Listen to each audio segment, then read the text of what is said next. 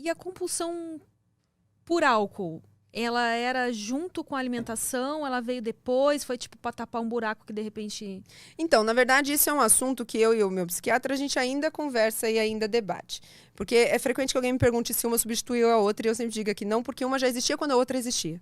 É que a grande questão é assim, o alcoolismo, ele tem uma coisa genética muito forte. E, se eu não... Olha, é da família, mas eu só herdei o que não presta. Porque eu herdei. Do lado da minha mãe, a luta com a balança. Do lado do meu pai, a luta com o álcool. Meu pai tem olho azul, eu não tenho. Quer dizer, nada. Mas, olha, eu fiz miséria com o que eu consegui. Porque eu...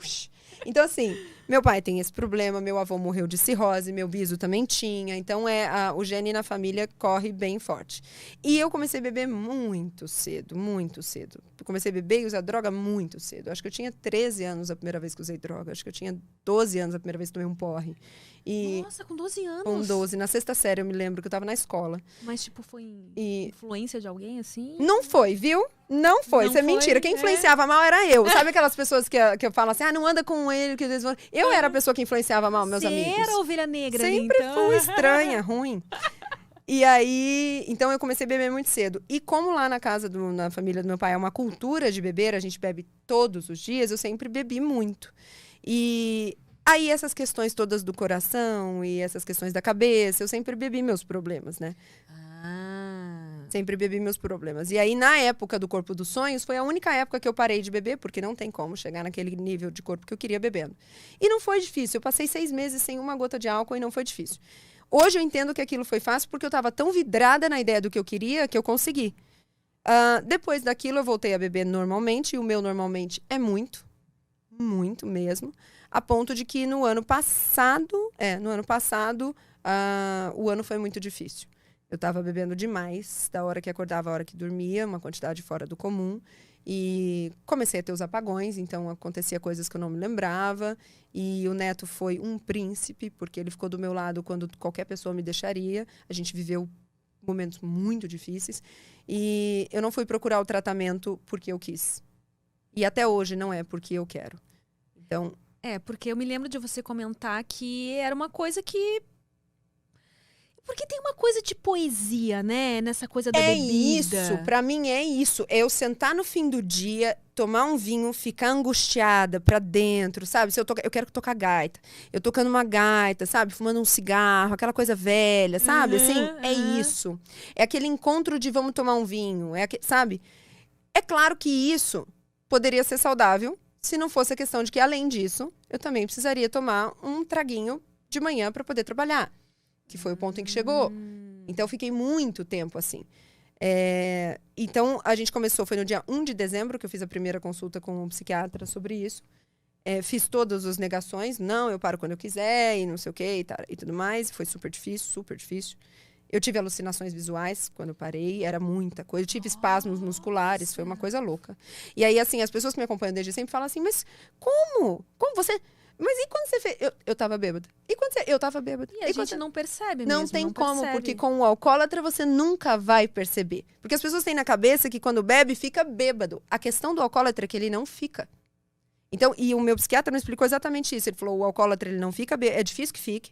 Fica alteradinho, mas é difícil. Ele não tem ressaca. Então, não tem ressaca. O organismo está acostumado já a gente produz enzimas hepáticas de um jeito que quem não é alcoólatra não produz. Entende? Então, é um corpo todo pronto para aguentar aquela quantidade de álcool. E aí, assim foi. Eu só fui fazer o tratamento porque o preço de não fazer o tratamento era perder o Neto. E ele é o amor da minha vida.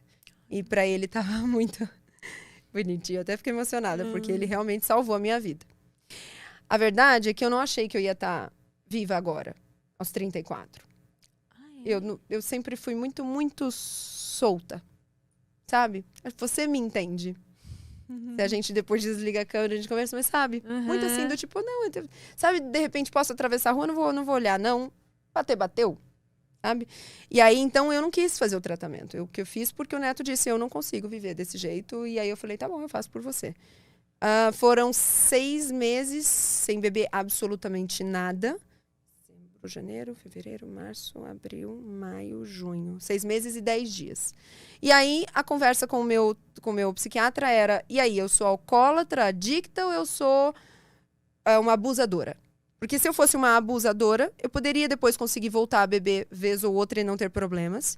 E eu tava socialmente que se fala, né? Isso, mas com todas as ressalvas de alguém que tem um passado como eu tive. E eu tava rezando. Aí tem gente que não acredita, mas, gente, eu tava rezando pra ser isso. Ou se eu era uma alcoólatra do tipo, nunca mais vai poder um bombom de licor, nunca mais vai poder um Listerine. Yes. Então, com 6 meses e 10 dias, bem acompanhada, do lado do neto, eu fui pela primeira vez tomar uma coisa alcoólica de novo. Eu tomei um vinho de novo. E desde então, uma vez ou outra, quando eu tô em alguma coisa social, eu tomo. Nunca mais foi bom. Então, se você me pergunta, eu perdi o amor da minha vida, porque era. E aí, assim, o meu psiquiatra me falava, né, a gente nas consultas, eu chorando, e ele falava, você chora como se estivesse perdendo um amor. E eu dizia, mas é porque eu estou perdendo um amor. E por isso que eu tô dizendo isso, para separar com a coisa da compulsão. A comida não era um amor. Entende? A comida era alguma coisa na minha cabeça que me dizia come. O álcool era um amor. Viver bebendo era um amor. Entende? Acordar e beber era um amor. Viver naquela coisa bossa nova era um amor. E não ter mais isso não é tão fácil. Chega um certo ponto da vida, sabe, Amy, que eu penso que se você tá com uma certa idade e você já alcançou tudo que você queria, já realizou todos os seus sonhos, não tem filhos e não acredita em Deus, não sobra muita coisa para você. Entende o peso disso que eu tô falando? Não sobra muita coisa pra você. Porque daí você pode dizer assim, mas e ajudar as outras pessoas? Tá, você já faz. Mas e viajar pra um lugar? Não, você já fez. Pois é. Então assim, quando eu consigo hoje, Amy, lançar um novo negócio, fazer o arquivo e falar, vou trabalhar, é uma coisa muito grande pra mim. Pode ser pequeno para quem vê de fora, porque é um vídeo por semana, custa R$19,90. Para mim, é uma coisa que eu não achei 6 meses atrás que eu conseguiria fazer novamente. Porque eu acordava todos os dias pensando, podia acabar hoje, né? Porque quando eu abri o olho de manhã, eu pensava, puta, eu tô viva ainda, que inferno. E aí quem olha de fora e olha uma vida maravilhosa, porque eu tenho uma vida maravilhosa, um marido lindo, tem os gatinhos lindos, tem dinheiro entrando, os negócios vão bem, a família é maravilhosa. E você pensa, o que tem para reclamar? É justamente isso. Porque seres humanos, quando não tem problemas reais, eles criam. Criam. A nossa mente tá... Nosso cérebro foi feito para procurar os problemas, né? Isso. Então, hoje é isso. Hoje eu, uma vez ou outra, quando eu nunca mais bebi sozinha. Esse é o cuidado. Um dos cuidados é esse. Eu não posso beber sozinha. Eu tenho que estar com alguém, porque tem que fazer um sentido estar bebendo. Entende? Eu ia te perguntar isso. Então, por exemplo, se eu te convidasse para tomar um vinho... Não seria, assim, um bom convite, na verdade. Não, porque seria porque eu teria totalmente a tranquilidade de te dizer, vamos, eu não vou beber. Ou eu teria a tranquilidade de dizer, vamos, eu vou beber. Tá. Em nenhum momento do tratamento eu me afastei de coisas sociais. O que eu me afastei foi da galera da ativa. Que é assim que o psiquiatra chamava. Você tem que ficar um pouco longe da galera da ativa. Que é aquela galera que realmente toda vez vai beber. No começo. Mas hoje eu posso sentar aqui, vocês podem estar todos bebendo, eu não vou ter problema com isso. Então, ou eu vou falar, vou, porque eu vou beber com você, e eu sei que eu não perco o controle hoje, mas porque eu tenho a minha retaguarda lá, o neto está atento, o meu psiquiatra está atento, eu faço terapia 2 vezes por semana, faço encontro com o psiquiatra toda semana. Ou eu falaria, vou, não bebo, ou a gente toma um café.